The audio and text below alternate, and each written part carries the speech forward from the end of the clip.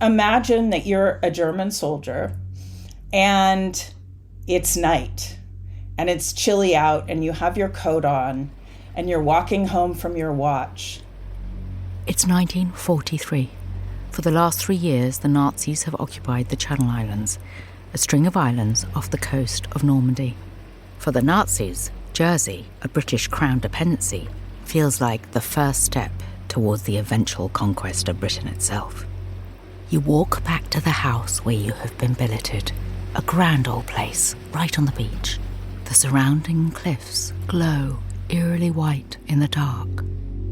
And you pull off your gloves and you reach into your pocket and you pull out a piece of paper that you didn't expect to be there. And you open it up and on it is a poem. You know the poem well. It's about the German legend of Lorelei, a siren on the banks of the Rhine who lures river-going sailors to their deaths with her song. But as you start reading this poem, you realize that it's not actually the Lorelei who's luring the sailors, it's Hitler. And Hitler's not luring the sailors, Hitler is luring soldiers to their death. You crumple up the paper and throw it on the hearth. If anybody thought that you had written this note, you would be in trouble. You reach into your other pocket and you pull out a pack of cigarettes. You knock one of the cigarettes out of the packet, and along with it comes a slip of paper, and there's a note written on the slip of paper, and it says, "Without end." What does it mean, without end? The war? It certainly feels endless. With a creeping feeling at the back of your neck, you remember that other German soldiers have been finding strange notes like this, and even coins saying, "Down with war." Someone has been through your coat trying to send you a message. Command is getting nervous. It seems that there's some kind of conspiracy, but they're not sure where it's coming from.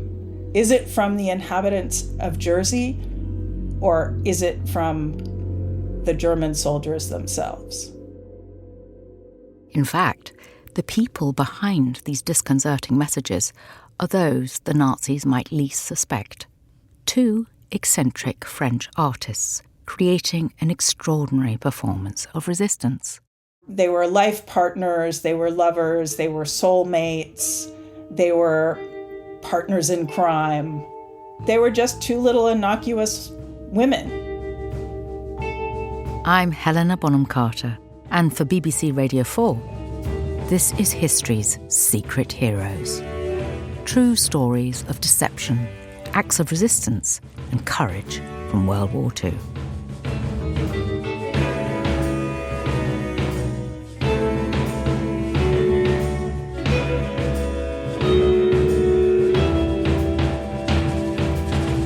Claude Cahun, Marcel Moore, and the soldier with no name. My name is Claire Follin, and I work for the government of Jersey. I come from a long line of Jersey people. My family are from the farming community out in the northwest of the island in St. Juan, which is one of the most rural areas of the island. Back in the 1990s, Follin left Jersey to study contemporary history and French at the University of Sussex. And I was fortunate enough to have come under the wing of a professor at the university who was originally from Jersey herself. The professor told Follin that the Jersey Museum Service had recently acquired a personal archive, but it was all in French and they needed someone to translate it. Would she be interested in helping? So I was dispatched back to Jersey in one of my university holidays and essentially put in a room with a trunk full of documents and unknown things to see what I could make of them. The archive belonged to a French artist who went by the name Claude Cahun. She was best known for her photography. Details of her life were sketchy. Apparently, she had died before the Second World War. There was this sort of tea chest with bits of paper and odd items sort of flung about inside, scraps of paper, very thin paper. There were lots of clippings from newspapers. There was things like their diary and address books. It was a huge quantity. Follin began with the photographs. So a lot of them were in negative form. So I had to hold them up to the light to have a look through them. They looked like images of Cahun, but her appearance kept changing. sometimes with cropped blonde hair and a masculine style, sometimes heavily made up with dark curls around her face, sometimes with a completely shaven head. Some of them you could see. I remember particularly there was one of her prancing around as a fairy on the beach. As Follin went through the other documents in the archive, she found some papers that drew her up short, materials dating decisively to World War II, including pamphlets written in German and letters which appeared to have been sent from prison. That's when the story started to form in my head. I began to kind of compile the narrative of what had occurred. Follin went to see the curator and told them that Claude Cahun could not have died before the Second World War. In fact, she had lived through the entire Nazi occupation of Jersey. Not only that, she seemed to be part of the resistance. The overwhelming impression that I had in the days and the weeks that followed was just of being a treasure hunter. It really felt like I'd found something. And I very much had the feeling that this was a once-in-a-lifetime experience. I couldn't believe that somebody could have made these kinds of images in the 1920s and even earlier. Jennifer Shaw is Professor Emeritus of Art History at Sonoma State University. She was finishing her PhD when she first saw some of Claude Cahun's photographs. They were just so incredibly striking. In particular, one image from 1927 caught her attention. Claude Cahun is dressed up as a bodybuilder, but of course she's very thin. She has a big sort of fake barbell on her lap. She's wearing a shirt that is white and very tight, and on that shirt are nipples. Emblazoned on the shirt are the words, "I am in training, don't kiss me." Cahun's transformations were inspired by surrealism and avant-garde theatre. She was also exploring her gender identity. At one point, she wrote, "Masculine, feminine, it depends on the situation. Neuter is the only gender that always suits me."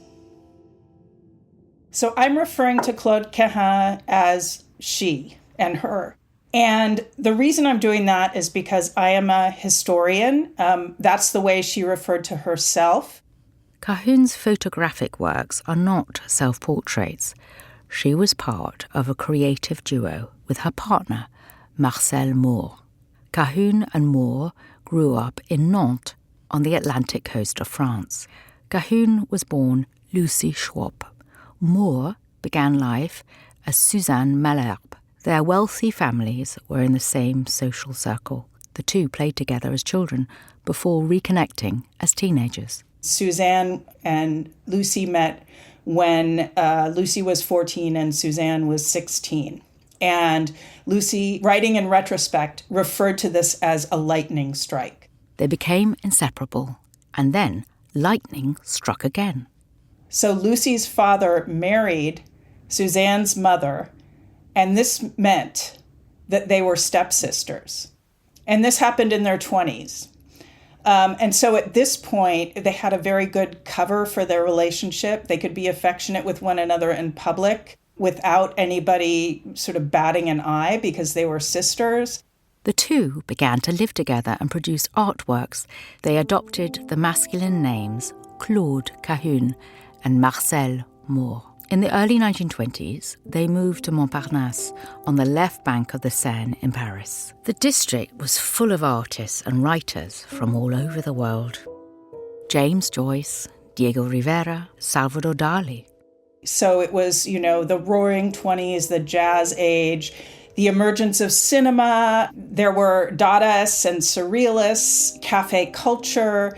But at the same time in Paris, because this was post-World War I and gender roles had changed so much, there were a lot of men who had been wounded, visible on the streets of Paris. And there were a lot of women who had cut their hair and smoked and wore pants and wanted to have professions because during the war, with all the men at the front, women had had to take over the kinds of roles that had previously been only acceptable for men. Nazism opposed all this free expression and liberation. It insisted upon the reinforcement of strict traditional gender roles. Adolf Hitler decreed that for the ideal German woman, her world is her husband, her family, her children, and her home. The Nazis persecuted anyone who pursued an alternative lifestyle. On the 6th of May, 1933, the first major book burning was carried out by Nazi students against the Institute of Sex Research in Berlin. The institute was internationally renowned for its work on gay, transgender, and intersex subjects. Nazi students dragged thousands of volumes of its books and papers out into the street and set them on fire. In Paris, people like Cahun and more, who were living unconventional lives, watched this with horror. Cahun had another reason to fear the Nazis. Her father was Jewish. They had signed a lot of petitions. Claude Cahun signed one. I think the title was Against Fascism, but also Against French Imperialism. As the prospect of war in Europe grew, Cahun and Moore felt it was too dangerous to stay in Paris. In 1937, they moved to the Channel Islands. Jersey is a very unique place. Back in the 1930s and 40s, it had a relatively small population of around about 50,000 individuals. And there was a real split between those who lived in St Helier, who predominantly spoke English and were middle classes, and then those outside of the main capital, which was a very rural community. When Cahun and Moore arrived in Jersey, they caused a minor sensation.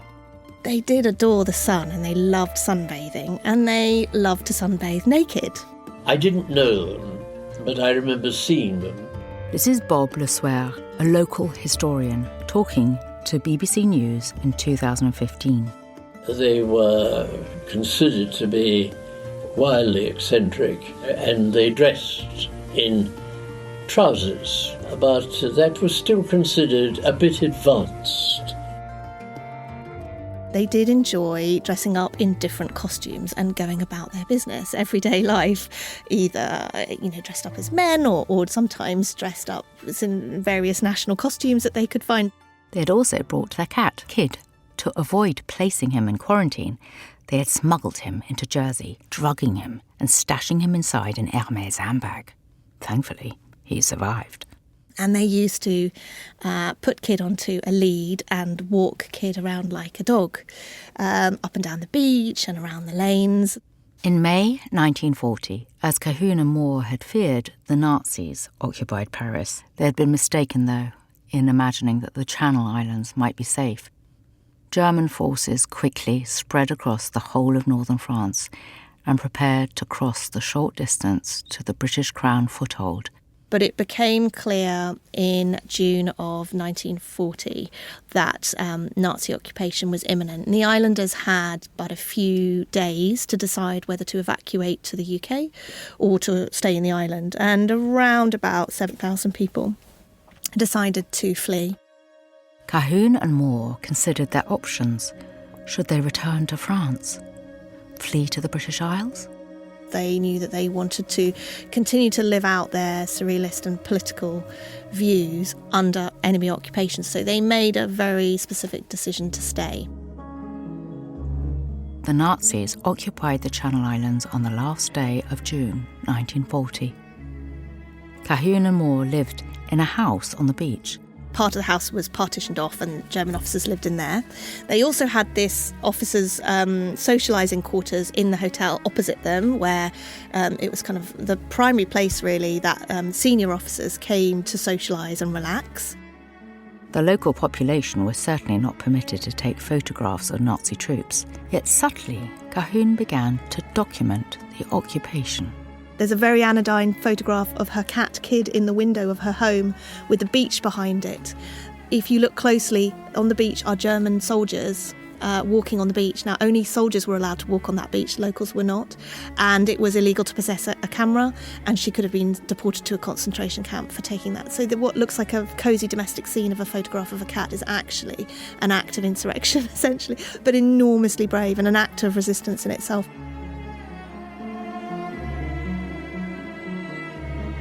Living so close to the Germans gave Cahun an insight into their morale.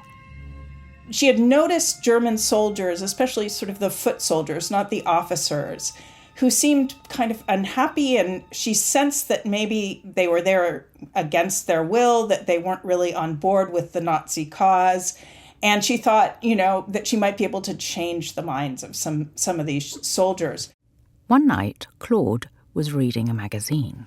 A sort of satirical French magazine that was taking German slogans and sort of turning the words around on themselves as an indictment of the Germans. And so she thought, this is what I need to do.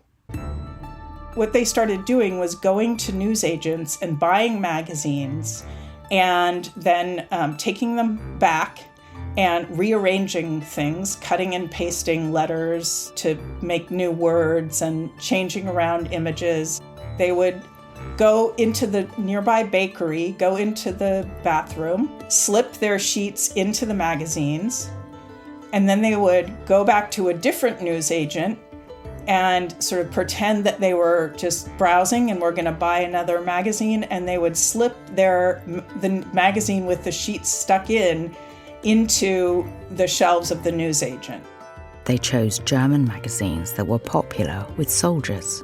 And then eventually there were 2 magazines that Claude Cahun took and cut up and made the entire magazine a sort of collage of resistant messages.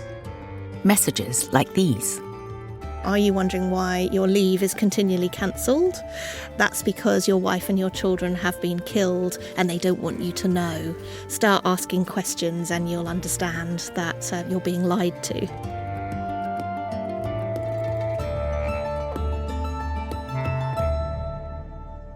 Cahun and Moore aimed to drive a wedge between ordinary soldiers and their commanding officers, to undermine the German forces from within. They used nail polish to paint the phrase, "Down with war," on coins, and then spent them at the funfair, confident that they would get back to the Germans. Especially towards the end of the occupation, tobacco was in pretty short supply, so they would buy these cigarettes and they would stick notes into the packets and then drop full packets of cigarettes around for people to pick up. And when they picked them up, they would find the notes inside. Cahun and Moore estimated that they produced around 3,000 pamphlets. Disguising themselves as farmers or fishermen, they distributed these around the island. London calling in the home, overseas and European services of the BBC and through United Nations Radio Mediterranean. And this is John Snell. The pair listened to the BBC to learn how the war was progressing. Allied Expeditionary Force have just issued communique number 1, and in a few seconds I will read it to you. And so they were able to, they called them their news bulletins. They would write these news bulletins, although they often wrote them in rhyme or, made them into not straightforward news bulletins. But they would inform the German foot soldiers about what was really happening. These tracts that they wrote, eventually they started signing them with the words, "the soldier with no name," or even "the soldier with no name and his comrades," to give a sense that there was a whole group of soldiers who were resisting. And then they would put on the bottom of the tract, "Please circulate."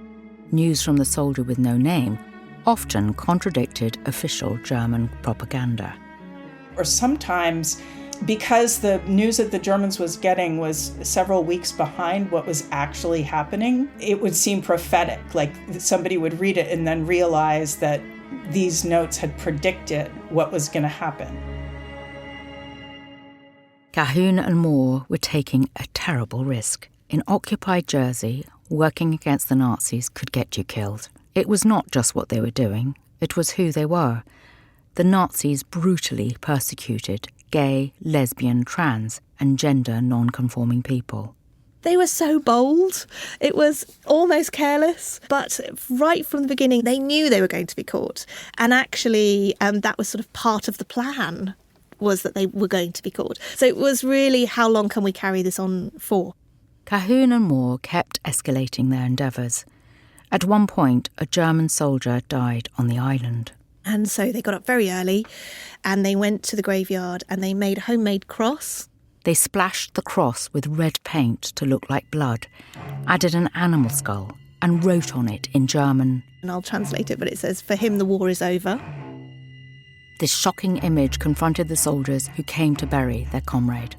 Really, the thing that they were after was this idea of almost radical empathy, stepping into somebody else's shoes, imagining what it would be like to be a German foot soldier who was there against their will, and how could one convince them to resist. Cahun and Moore watched the scene unfold from their window. And they describe how the senior officers were jumping up and down and pulling their hair out and were livid and looking around, and how on earth has anyone managed to get in here to place this cross? The Nazi authorities investigated, but for at least the first 2.5 years of occupation, they believed the culprit must be a disaffected soldier within their own ranks. It was just impossible for the German command to imagine that these two little women could be behind this big conspiracy, that was spread all over the island. They didn't have bicycles. They didn't have a car. How did they get their notes all the way to the other side of the island? In June 1944, the Allies invaded France and began to push the German occupation out. Yet the Nazi occupation of the Channel Islands continued. In July, Cahun and Moore were at home for the evening. And there was a knock on the door and a group of German soldiers there, and they were from the secret police. Claire Follin found Cahun's account of what came next. So she writes, "I should be at least slightly surprised and shocked by this intrusion, but I found myself quite unable to show any surprise at all when faced with an event I had been expecting almost daily for the past 3 years. So I just said, 'Good evening,' and waited for them to state their business. The fat officer and the American gangster type simply went on staring at me. It was like speaking to waxworks. But the third man, the fair-haired one, clicked his heels and bowed stiffly from the waist. 'German secret police,' he said with great politeness. 'We come to search your house.' 'Come in,' I said, and added, 'Gentlemen.' The officers searched the house. One of them dropped on all fours on the carpet in front of the dressing table and found their typewriter. They were completely bamboozled by these women. So they were absolutely of the belief that there must be men behind the entire enterprise. So they kept asking, which man is your leader? Cahun and Moore immediately owned up to everything they had done. It was very much part of their resistance ideology that they wanted to take credit for it, essentially, and to explain not only what they'd done, but they were very keen to explain to their interrogators why they had done it. In November 1944, Cahun and Moore were tried as political prisoners. The judge delivered a damning verdict. So he says, "You are francs-tireurs," which means they were partisans. "Even though you used spiritual arms instead of firearms, it is indeed a more serious crime because with firearms one knows at once what damage has been done, but with spiritual arms one cannot tell how far-reaching it may be." And they were thrilled. The judge sentenced them to 6 years in jail for listening to the BBC and 6 months for owning a camera and a gun. He also sentenced them both to death for producing propaganda intended to undermine the morale of German forces. Immediately, Cahun stood up and said, "Sir, I have one question. Are we to serve our prison sentence before we are to be shot?" At which point, apparently, the judge went puce and said, "No, you are to be shot immediately." Cahun and Moore were sent to Gloucester Street Prison in St Helier, the main jail for civilians and political prisoners. The living conditions were extremely basic, and they were guarded by German officers, or German guards, I should say. And they had very little food. They had very little supplies, they didn't really have blankets, for example, to sleep under. Cahun and Moore's campaign had a real effect. That became obvious when they heard from German rebels while they were in prison. One soldier, Kurt Gunther, wrote to them to say that their resistance art had convinced him to desert the military as soon as he was released from jail himself. Even so, Cahun and Moore's achievements came at a personal cost. What was very clear from all the items that I found in this chest and everything I've ever read about them is the extraordinary love they had. And for the first time in their entire lives, because they'd known each other since they were children, they were put into solitary confinement, and that was the worst torture. And they had never anticipated that. Of all the planning they'd done, they had not anticipated being separated. Jersey was still under occupation when Germany surrendered on the 8th of May, 1945.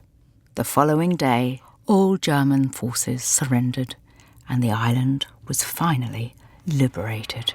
Into the Channel Islands marched the British troops, gladly welcomed by the liberated inhabitants of the only parts of the British Isles to be occupied by the enemy. With due ceremony, the Germans hand over Jersey, Guernsey, Alderney and Sark. Cahun and Moore were the last political prisoners to be freed. They went home with an extraordinary souvenir. In jail, they had gained the confidence of a German officer. When he left, he tore off his insignia and gave it to them. Once home, Cahun posed for a striking new photograph, which is her in her headscarf, looking very elderly and frail, with the German insignia badge in her mouth, what she called the dirty bird.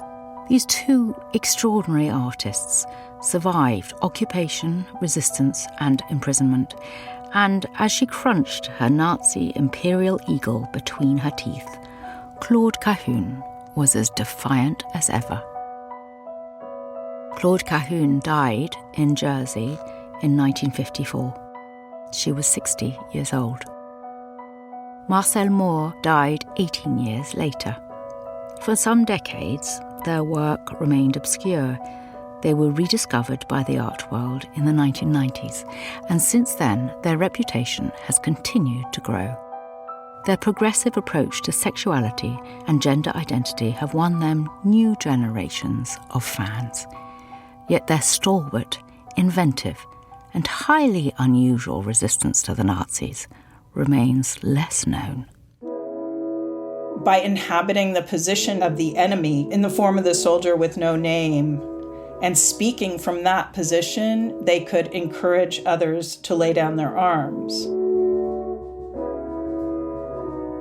Next time on History's Secret Heroes. In the aftermath of the Pearl Harbor attack, 5-year-old George Takei and his family are removed from their home and imprisoned without trial. We're supposed to be going on a vacation, and we had 2 soldiers at both ends of each car, and I thought this was the way we went on train trips, soldiers on both sides. George Takei and the American internment camps.